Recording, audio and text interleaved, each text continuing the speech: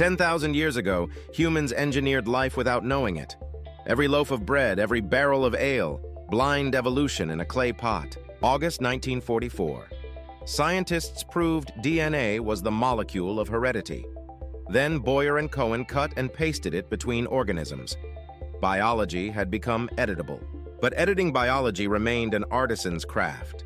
For every breakthrough, brilliant researchers spent entire careers on work that never reached a single patient. The bottleneck wasn't the science, it was the speed. Then three waves converged: genome sequencing, synthetic biology, and machine learning, and shattered everything. Today, inside facilities humming with robotic arms and glowing server racks, a closed-loop AI designs variants. Robots build them, and machines test thousands overnight. Think of it as NASA mission control compressed into one room. Except instead of flying to the moon, it's flying evolution. Thousands of biological missions every single day. Keasling spent a decade engineering yeast to produce an anti-malaria drug. Hundreds of thousands of lives saved. Today, a biofoundry runs that same experiment in weeks. 5 MIT PhDs founded Ginkgo Bioworks in a Boston warehouse, eating ramen while building robots. Funding nearly evaporated.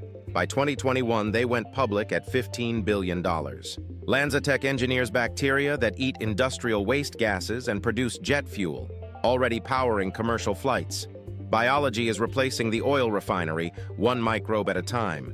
The Boston Consulting Group estimates this technology could touch $30 trillion in global output.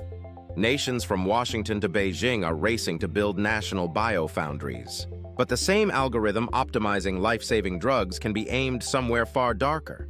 Regulators are scrambling.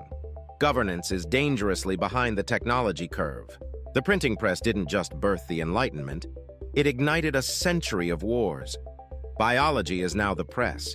The question is whether we govern it before it governs us.